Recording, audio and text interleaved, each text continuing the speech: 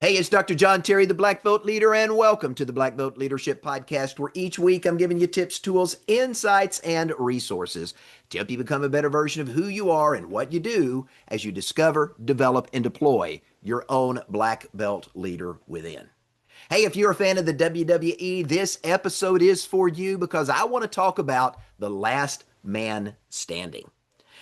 And when I think about the last man standing, my mind goes back to my early childhood days when I had an opportunity on occasion to spend a Friday night at Mama's house. And that was kind of a tradition growing up that we would spend Saturday, all of the cousins would hang out at Mama's house and we'd play together and do things together. And then we would have dinner either on Saturday night or we would have dinner on Sunday after church. Normally, it was a Saturday family affair that we'd all get together. Again, all the cousins would hang out and play in the big yard, climb the big tree, all the fun things we did. And that was kind of our Saturday routine. But on occasion, I got an opportunity to spend the night at Mama and Papa's house. And one of the things I learned early on about my Mama, I never imagined as a small child, was this Mama, this woman who cooked, who cleaned, who crocheted, who ran an antique business with my grandfather. My grandmother was a secret wrestling fan. She was what I called a closet Mid-South wrestling fanatic. And it was hilarious to watch that we would get together on Friday nights and Saturday morning we'd get up and around 9 or 10 o'clock in the morning she would turn on the TV and she would get right in front of that TV and she would scream and she would holler and she would yell as her favorite wrestlers came on and they had to take on the villains of Mid-South wrestling. Now, this was a side of my mama I hadn't seen before, but I really came to love, and I realized that there was more to my mama than just the grandmotherly things that I'd seen her do. And that was one of the things I loved about my grandmother, and maybe that's one of the reasons as I grew up, years later, I found myself watching the WWF. Now, if you don't know the story of the WWF, now WWE, it's an interesting story. So let me give you the backstory of how we're getting to today's lesson. After breaking away from the National Wrestling Federation, a gentleman by the name of Vince McMahon Sr. founded what became the Worldwide Wrestling Federation, known as the WWF. That happened in 1963. Its very first champion was a bodybuilder by the name of Buddy Rogers. Now, the early years of the WWF were really focused as kind of a regional wrestling event, like many of the other venues across the country. They were all regionally located. The WWF found its home in the northeastern United States. Now, Mid-South Wrestling was a southern thing, and that was what my grandmother absolutely loved. And it was there we saw Cowboy Bill Watts, we saw Dusty Rhodes, and we saw some of the old stalwarts of the industry that later on became icons. We saw them in the early formative days of their careers. Now, the early years of the WWF were really defined by an Italian strongman by the name of Bruno Sammartino. Now, Bruno Sammartino was an incredible strongman, and he had a historic reign as one of the continual champions of the original WWF. Now, the company transitioned to become the World Wrestling Federation, or what we referred to for many, many years as the WWF, and that happened in 1979. Now, 3 years later, in 1982, the son of the founder, Vince McMahon Jr., he ended up buying the company from his father. Prior to that, Vince McMahon Jr. had been kind of the announcer that kind of helped run the shows themselves. But Vince had a vision for a national expansion of what up to that point had been a regional franchise. So when Vince bought the company from his dad, he entered into this unique launch of a national expansion strategy that really broke up these regional territories that had been in place since the 1950s. Now, Vince McMahon Jr. ushered in what became known as the golden age of professional wrestling. So to gain market share and really become the dominant national force in the industry, McMahon Jr., he broke all the rules. He stole promoters' talent. He bought out their airtime on television so they couldn't air their shows. He would go and sign exclusive agreements with the arenas they had been using to put on and host their events. He even scheduled television broadcasts of WWF at the same time at his competitors.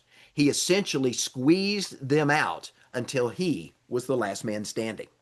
Now, the introduction of interest music, pyrotechnics, laser light shows, and scripted theatrics brought the WWF out of the smoke filled regional arenas as kind of more of an adult type of event. He brought it into the national conscience as a new form of family entertainment. Now, in 1985, the birth of WrestleMania really thrust professional wrestling as we know it today into what we call mainstream sports entertainment. Now, you probably know the name Hulk Hogan, and Hulk Hogan really became the face of WWF during that arena. Now, not only was Hulk Hogan one of the headliners there, we also got to meet some other incredible wrestlers. Randy Macho Man Savage, Andre the Giant, Rowdy Roddy Piper, who often played the bad guy in the ongoing fights of the wrestlers that were there. Ted DiBiase, the $1 Million Man. Dusty Rhodes found his way into the WWF. The Ultimate Warrior, Ric Flair, just to name a few of the greats that came to really their fruition as professional wrestlers during this amazing time that started with WrestleMania in this golden era of of wrestling. Now, the Monday night TV wars of the late 1990s was also an interesting thing that took place. This brought the WWF head to head with its number one competitor, the WCW. And that brought us the next generation of wrestling superstars. We began to see the emergence of a guy named Steve Austin, who later became known as Stone Cold Steve Austin. We got introduced to Dwayne "The Rock" Johnson. Both of those individuals have gone on to become greats not only in wrestling, but in film and in television. Now, ultimately, the WCW lost the TV ratings battle and ultimately ended up folding into the World Wrestling Federation in 2001. Now, what I find is interesting is after all this took place, there was a lawsuit from the World Wildlife Fund, WWF, challenging the name in the fact that they were there first. And so to settle things out, the company changed its name and became World Wrestling Entertainment, or today what we know as the WWE, in 2002. And then since that time, the WWE has really built upon what Vince McMahon Jr. saw, but it went beyond being just a national concern to a global media brand. And I attribute a lot of that from the shift from the old school, more of adult style arenas to bringing more of a PG rated, family friendly content style show that really became mainstream in 2008. This shift to family-friendly environment really firmly established the WWE as a brand in the national pastime of America. It created a raving fan base that began to fill stadium after stadium across the country. Now, one of the signature events of these pro wrestling events was an event known as the Last Man Standing bouts. We oftentimes saw those at events like the Royal Rumble. Now, if you're not familiar with the Last Man Standing wrestling event, it was a brutal, no disqualification match, and it continued until one competitor was unable to continue. He was either knocked out or was counted out by the referee with a 10 count. Now, these bouts were characterized by the use of weapons, fighting outside the ring and often in the stands where the fans were, and the use of unconventional tactics. Now, often multiple wrestlers would start in the ring, and it became a free-for-all at the bell until all the competitors but one had been eliminated, and the last man standing won the match. Now, this last man standing competition and this concept of last man standing isn't limited to professional wrestling, although they've taken it to an entirely new level. But if we think about sports in particular, the last man standing is a theme that we see in almost every major sports brand here in the United States and really around the world. I mean, think about it. The NFL has a Super Bowl. Last team standing wins the Super Bowl. The NBA has the NBA Finals. Last team standing is the NBA champion. The NHL has the Stanley Cup. The PGA has the Tour Championship. The Major League Baseball has the World Series. And through a process of elimination, one team after another is eliminated until there is only one champion. There is only one team standing. I mean, after all, to borrow a phrase from the movie The Highlander, there can be only one. So that begs the question, what does it take to be the last man standing? And what are the steps necessary for you to go from being simply a contender in the ring of life to becoming a champion in life, whether personally or professionally or both? So, in keeping with the wrestling theme and maybe trying to blend a little bit of martial arts into it, let's talk about how you survive 5 rounds in the ring to have the opportunity to exit as the last man or the last woman that's standing. So, let's start with round one. Now, in round one, you're going to discover that your talent was the entry fee. Your natural ability got you in the ring, but your natural ability, your natural talent, that alone doesn't guarantee your success. So, why is that? If you're talented, if you've got natural ability, why doesn't that guarantee your success? Well, guess what? Everybody else who's in the ring and they're there staring you down, weighing you out to determine how they're going to throw you out of the ring so you can't get back in, they also have talent. And just like you, they may have more talent than you. They may have less talent than you, but every single person in the room is talented. That's what got them invited to get in the ring to compete as well. So right now, if all you've got is talent and natural ability, you are one of many who is vying for an opportunity to put your talent to the test and have the opportunity to come out on top. Now, let me give you an example of what I'm talking about. In the United States, one of the major sports that we see played in all 50 states is high school football. More than 1 million students in the United States play high school American style football. That's currently the most popular boys' sport in the United States. Now, just like any other team, some level of talent is required to make the team, and not everyone who tries out makes the cut. But the level of talent varies based upon the available pool of students that are trying out for the competition. So those who make the team do have some talent, but compared to other teams they're going to be facing during the school year and the competition that ensues, they may not have as much talent as one of the other teams they're going to be facing.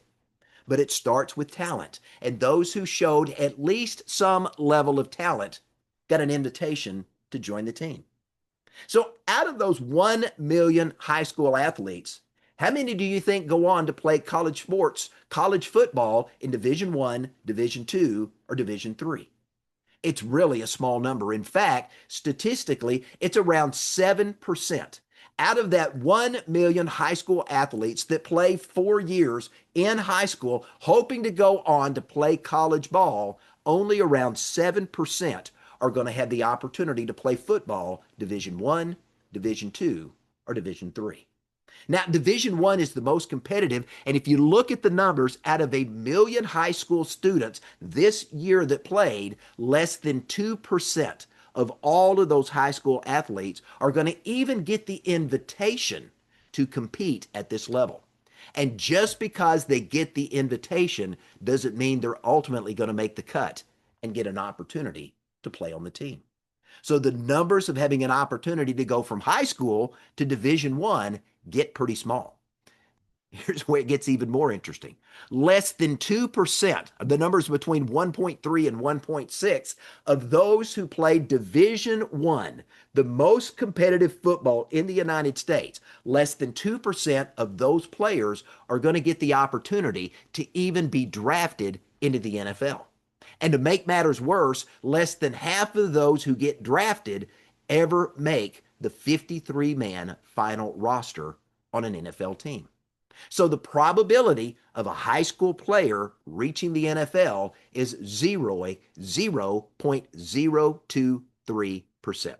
Now, what does that mean in plain old mash? That means out of every 10,000 high school athletes, 2.3 have the opportunity to potentially make it to the NFL in the draft. Those are pretty low numbers. And it really goes to tell you that in round one, raw talent may get you in the ring, but raw talent alone isn't going to keep you there.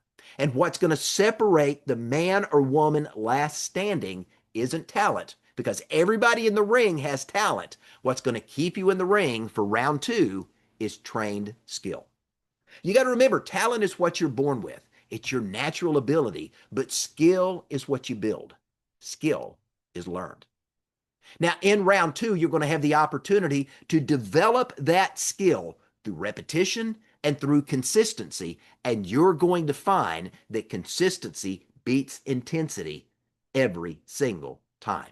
Skill is developed through repetition, doing what is necessary to hone your talent and to get it as good as you can get it so that you become world class at whatever it is you put your hands to do.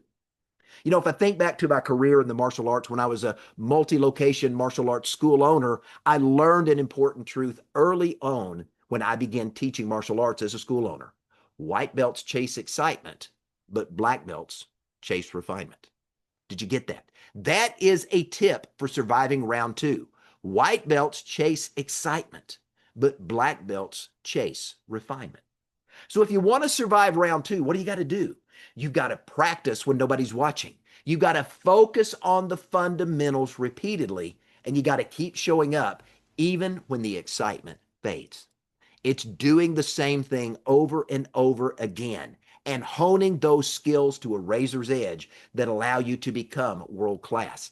It's about showing up early and shooting 100 free throws and making 100 baskets before you ever start practice that gets you to the point that when you're under pressure and time has expired and you've been fouled as the buzzer rang, you're confident that when you step to the line, you can drop that ball in the hoop and score the winning goal. So to make it to the third round, it's about being consistent and constantly growing and developing your skill and your talent so that the talent you have becomes a usable skill that you can put to your advantage because consistency compounds. Now, if you don't believe me about consistency compounding, go ask Stephen Curry, affectionately known as Chef. Stephen Curry is known for his extremely intense, highly focused workout routines. If you go watch Stephen Curry, when he's practicing, he focuses on high volume shooting. He's going to attempt a minimum of 500 shots every single day. He goes and he practices advanced ball handling, and he does it with weighted basketballs. He also engages in neurocognitive training with the purpose of improving how he makes decisions under pressure. He is constantly refining his craft. And that's an example of what you need to do to be consistent in continually growing yourself and honing your skill so you've got the opportunity to go beyond round two and to make it to round three. Because when you get to round three, the theme of round three is persistence under pressure. Because in this round, this is where you're learning how to take a hit, how to recover, and how to keep moving forward even when it's hard. You know, in the ring, every last man standing bout, and I've seen several of them over the years, what do you see? You see knockdowns, you see distraction, you see weapons, and at times it's ultimate chaos in the ring and outside the ring, and sometimes even in the stands where the people that are there to watch the event, the spectators, are right in the middle of the action. There are no rules. There is no discrimination. It's every man for himself. Well, I hate to tell you this, but sometimes life does the same thing to us. In life, there are knockdowns, there are distractions. Sometimes there are unseen weapons, and many times in life, it's ultimate chaos. Sometimes it feels like there's no rules. Sometimes it feels like there's no opportunity to be disqualified. And as a result of that, it's every man for himself. You may say, John, what are you talking about? Well, in business, businesses fail. Deals collapse, relationships get strained, and whether we like it or not, unexpected challenges are going to show up all the time. The question isn't whether or not you're going to get knocked down. The question is whether or not you're going to get back up before the referee counts to 10. Because I can tell you at some point, you and we are all going to find ourselves either on our back, looking up at the ceiling and wondering how we got there, or we're going to find ourselves laying face down, staring at the canvas or staring at the floor, wondering what happened. And it's in that moment, we've got to dig deep. We've got to really go within ourselves to find that belief in ourselves that says, I can do this and I will. I'm going to get back up and I'm going to get back to business. If we don't do that, we can simply lay there and give up and let the ref count us out.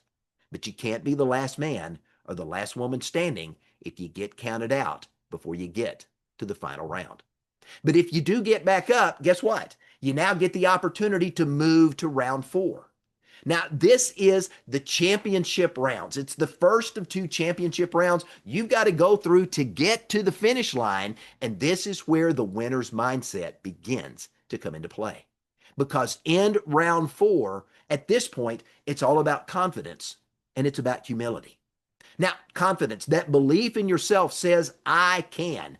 I can keep going. I can take out that opponent. I can win this match.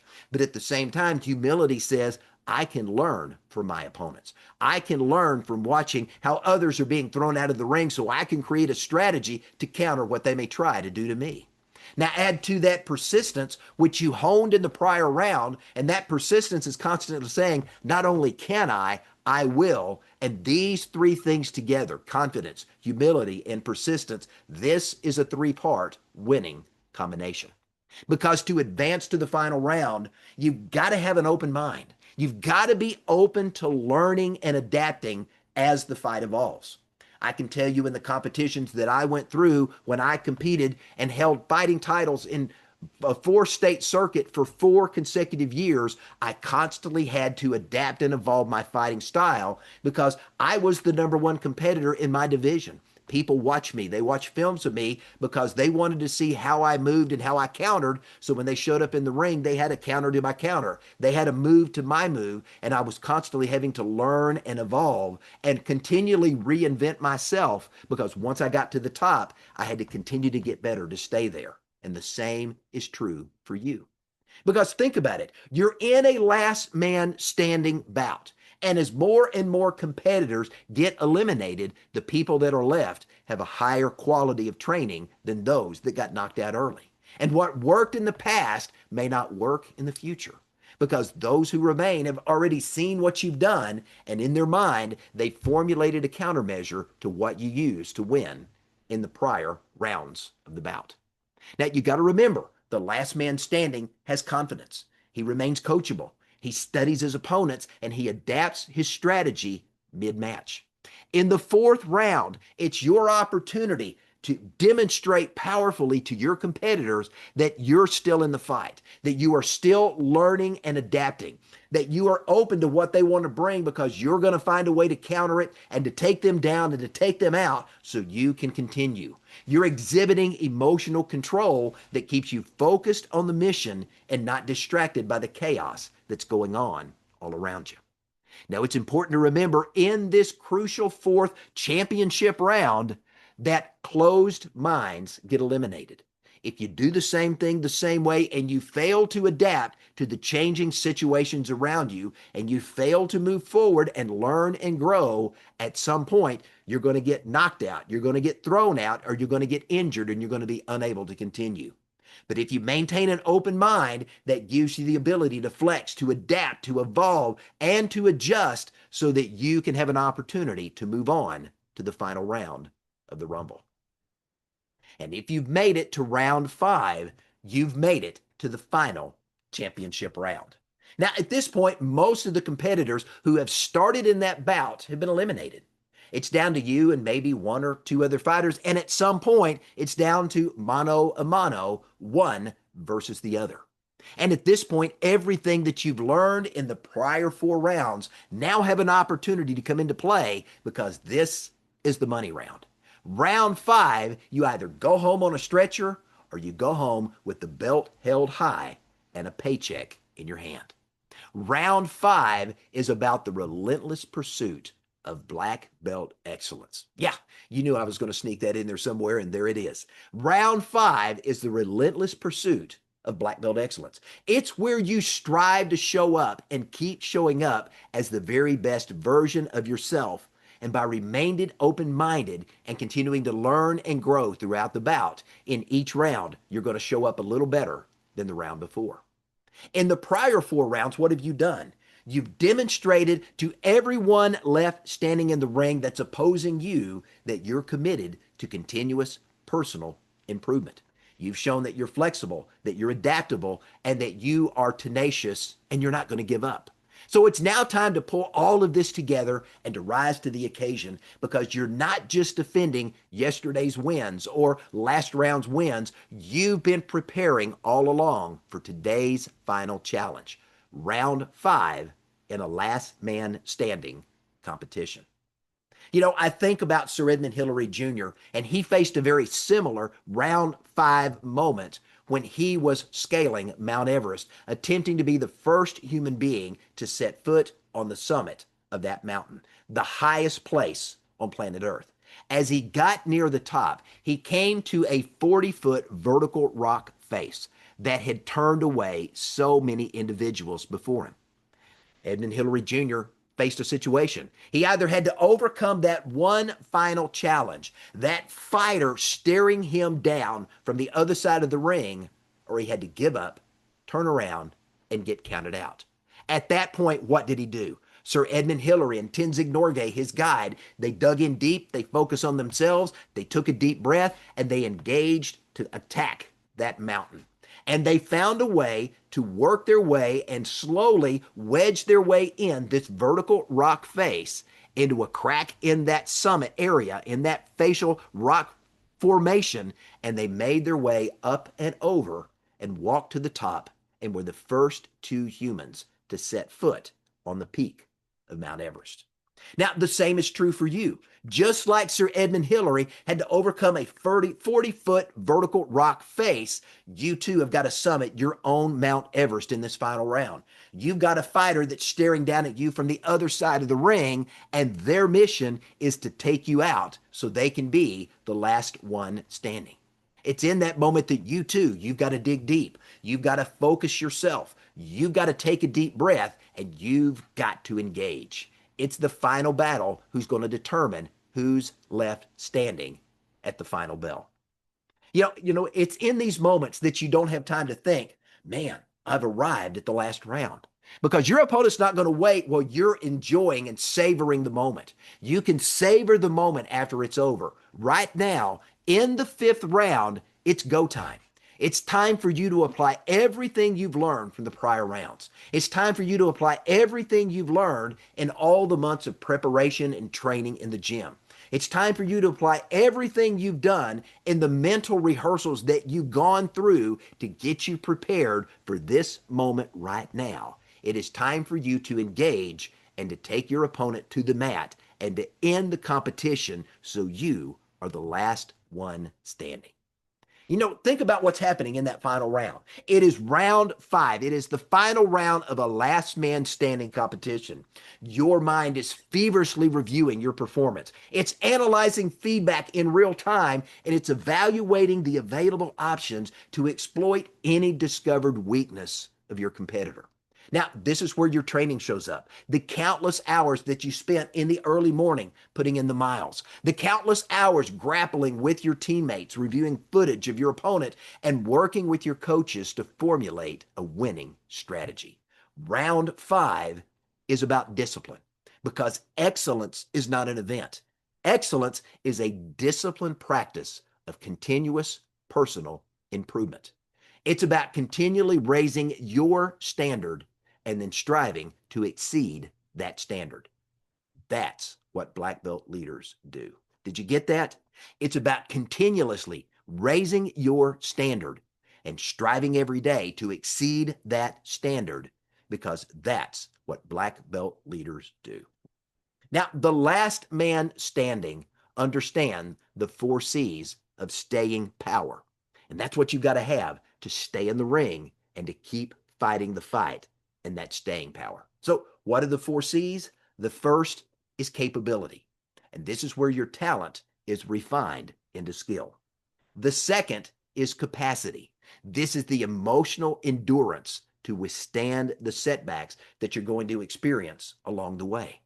The third C is coachability. It's having an open mind and a willingness to learn and to evolve. And the fourth is commitment. And this is a lifelong pursuit of excellence.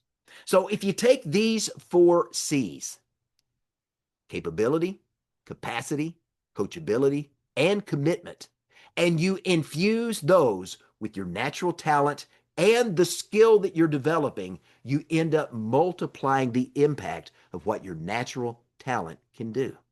Because when you infuse consistency and resilience and coachability and relentless improvement to your natural talent and your ability, the end result is staying power.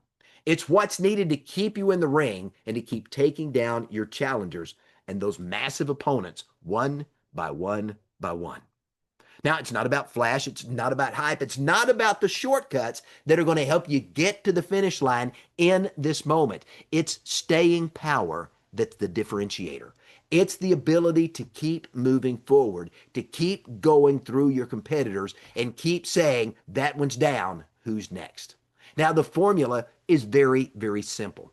It's capability plus capacity plus coachability plus commitment. Those four things multiplied with your natural talent and infused into the skill that you're developing, when you do those things, you have the ability to emerge as the last man or the last woman standing. Let me give you an example of what that looks like from a real world example. In 1912, Theodore Roosevelt was traveling, campaigning to be the president of the United States. And just before he began to deliver a campaign speech in Milwaukee, he was shot in the chest and the bullet lodged near his ribs. Now, doctors on the scene immediately came to his aid and they urged him to go to the hospital. Instead, Roosevelt shook them off. He stepped to the stage. He opened a blood-stained speech and he stood on that stage, bullet lodged in his ribs, and he spoke for more than 90 minutes. Now, I love his opening response when he got up and the crowd was shocked at what had just happened. And the fact that Roosevelt was there standing strong in the ring, even when he should have been taken out, he got the attention of everyone in the audience. And his opening statement was brilliant. He looked at the audience and he smiled that big Teddy Roosevelt smile. And he said, it takes more than this to kill a bull moose. Now, in that moment, he modeled a number of things that we want to embrace in our lives if we want to be the last man or the last woman standing. He modeled resilience under fire. He modeled composure under pressure. He modeled courage in the arena, and he modeled staying power when other people would have simply said, count me out, I'm done. Now, Roosevelt understood something that many people never ever do in their lives. He understood this, that the crowds don't remember the comfortable. History doesn't remember the curious. People remember the one who stayed in the fight. People remember the ones who keep getting up every time they get knocked down. They remember that individual who refuses to say, I surrender, and keeps fighting the good fight, even when it's difficult. You know, Teddy Roosevelt understood that the last man standing simply isn't the one who steps into the arena. Anybody can step in the arena, but the last man standing is the one who refuses to leave the arena, even when the odds are against him. Now, in every arena, whether it's business or leadership or athletics or relationships, understand this: the crowd is going to cheer talent. People love to see talented people. But remember this: history doesn't remember the cheers or the excitement of the crowd. History remembers the commitment, the persistence, and the dedication of the individual who kept fighting the good fight, even when it was difficult. History remembers those who endure to the end. History remembers the last man standing. Now, let me close with this. History teaches us that the last man standing isn't always the most gifted or the most talented. The last one standing is the one who is the most developed. So that leads me to this question, and let me close with this. What will you do to develop yourself so that when the time comes, you can step in the ring, take on all the challengers, regardless of how many keep coming, and you can exit the ring with your hand held high? What must you do to prepare yourself to be the last man or the last woman standing? Hey, I'm Dr. John Terry, the Black Belt Leader. Thanks for joining me. Have a great day.